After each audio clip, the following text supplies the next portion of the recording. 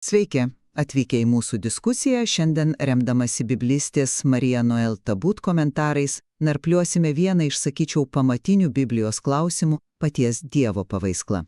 Taip, ir diskusijos centre, man atrodo, yra esminė įtampa. Ar Dievas, kurį sutinkame Biblijos puslapiuose, keičiasi? Ar jo samprata ir net tokios savokos kaip kerštas ar atpirkimas evoliucionuoja kartu su žmonių supratimu? O gal tiesa apie Dievą yra nekintanti, monolitinė ir keičiasi tik mūsų, ribotas gebėjimas ją suvokti ir aprašyti? Aš ginsiu mintį, kad Biblija yra palaipsnio apreiškimo istorija.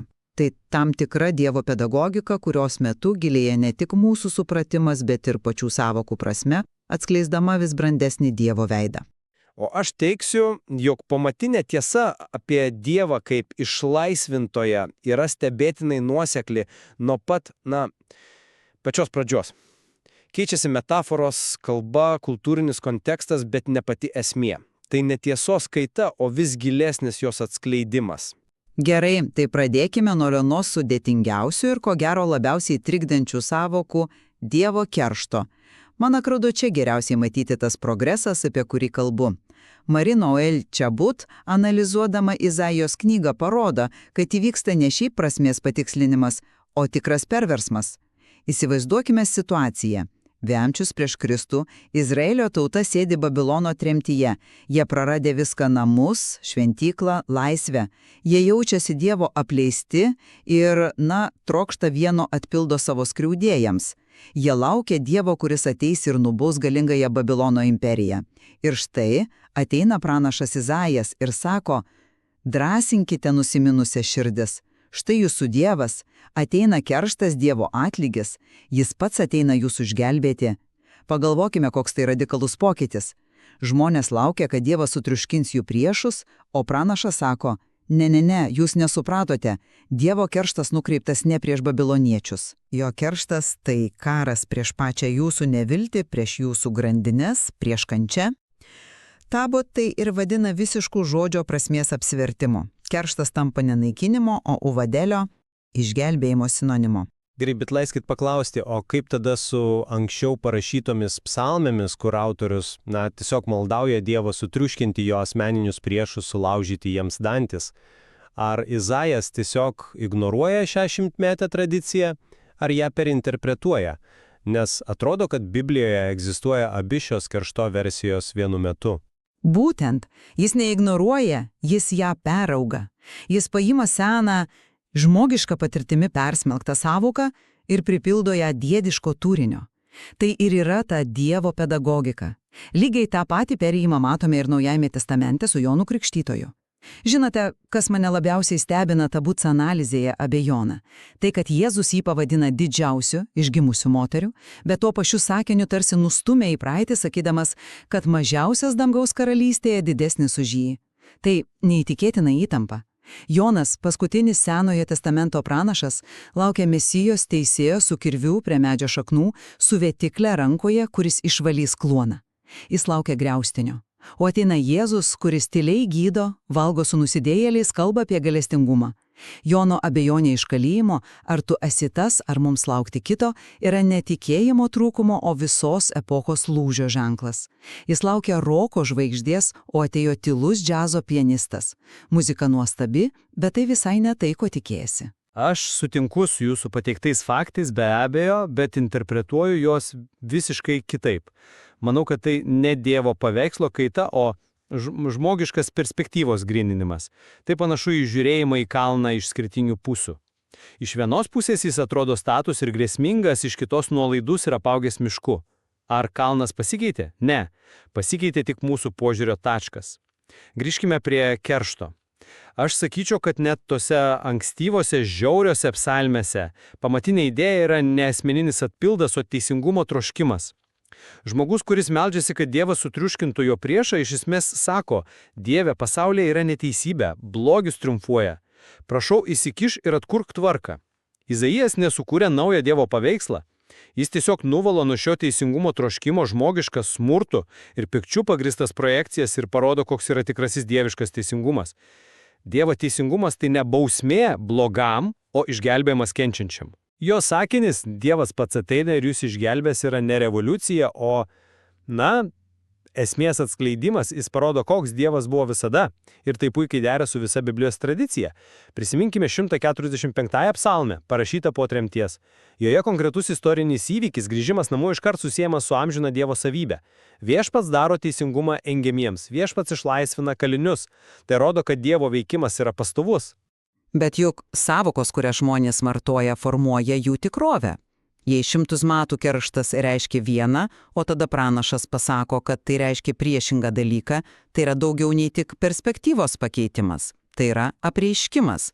Ir čia norėčiau pereiti prie kitos savokos, kurioje šis augimas matosi dar aiškiau – atpirkimas. Gerai, bet prieš tai noriu pabaigti mintį apie Jono Krikštytoją.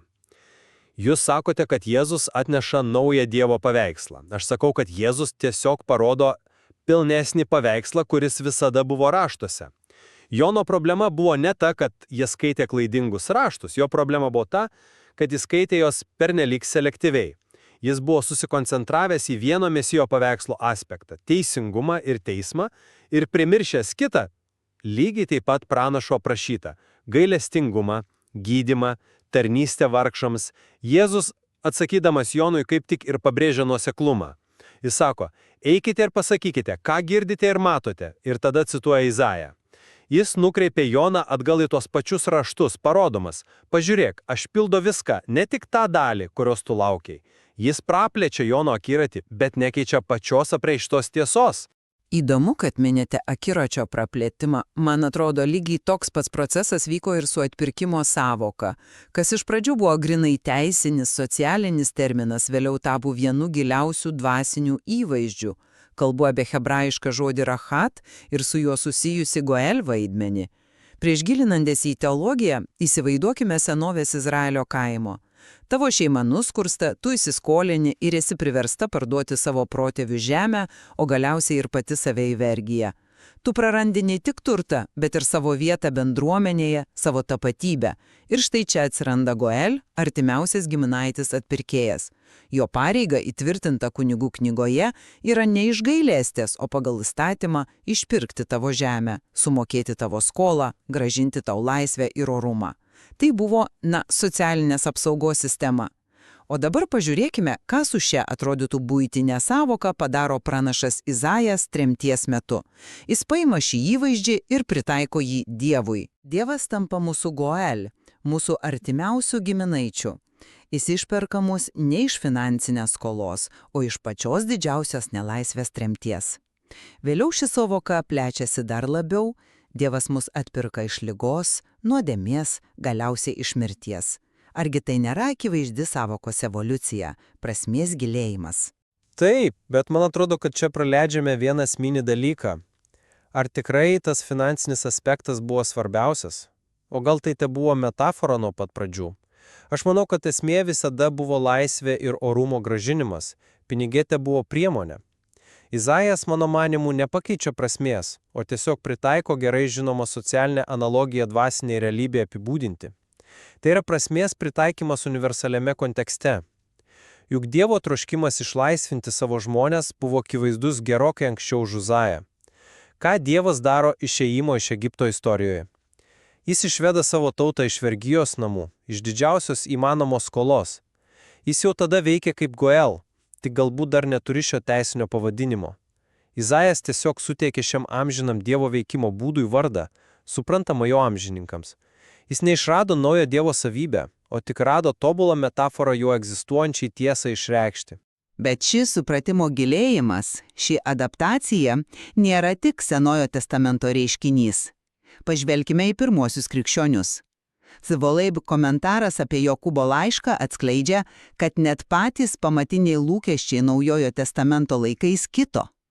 Po Kristaus prisikėlimo ir žengimo į dangų, pirmoji bendruomenė gyveno, įtampos ir laukimo būsenoje. Jie buvo įsitikinę, kad Jėzus sugrįš labai greitai, galbūt dar jiems gyviems esant. Jie gyveno sprinto režimu. Bet metai bėgo, dešimtmečiai, o Paruzija antrasis atėjimas neįvyko.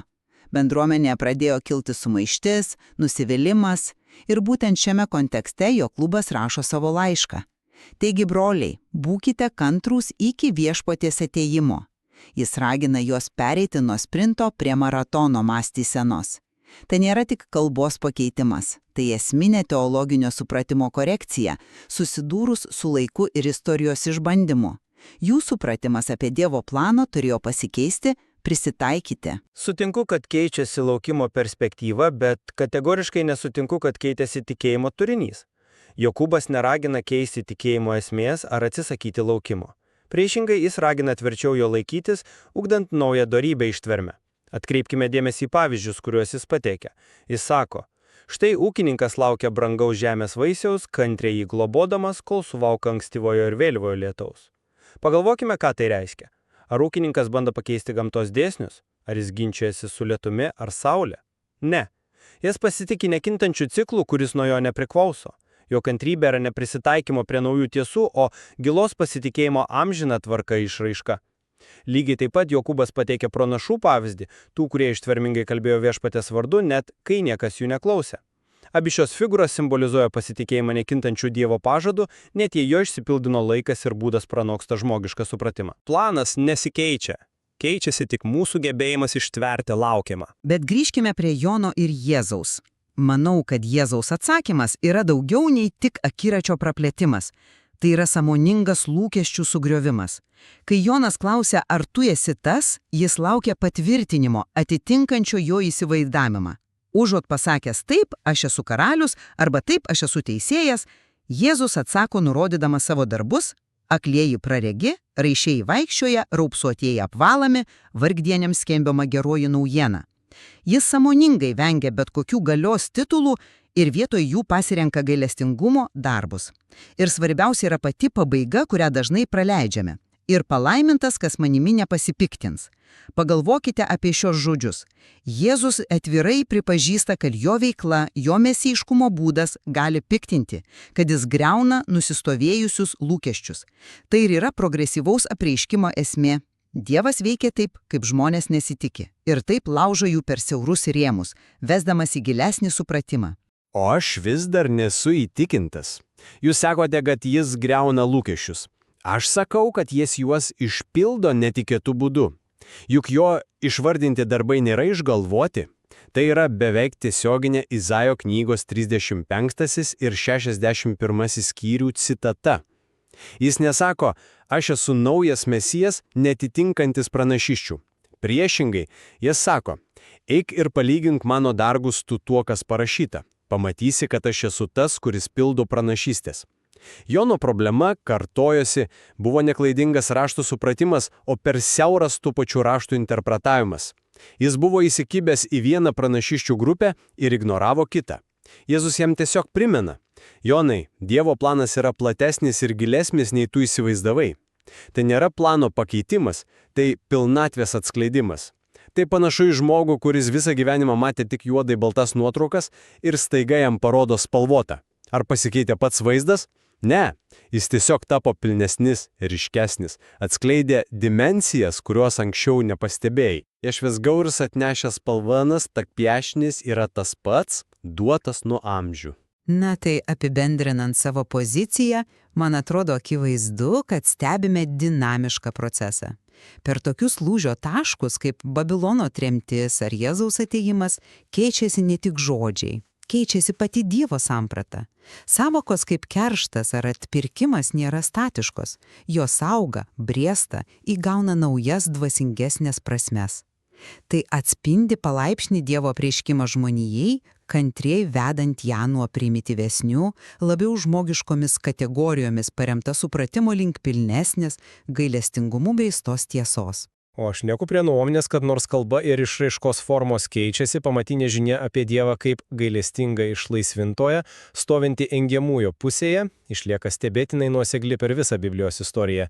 Vėlesni pranašai ir pats Jėzus nepaneigia ankstesnio apreiškimo, o tarsi nušviečia jį, atskleisdami pilnesnę tiesos, kuri buvo duota nuo pat pradžių prasme. Tai ne tiesos kaita, o vis gilesnis ir pilnesnis tos pačios nekintančios tiesos suvokimas. Akivaizdu, kad šie tekstai, ypač skaitant juos per Marino El Tabut įžvalgų prizmę, kelia esminių klausimų apie tai, kaip mes patys skaitome ir suprantame šventraštį. Jie verčia permastyti savo pačių išankstinės nuostatas. Iš tiesų.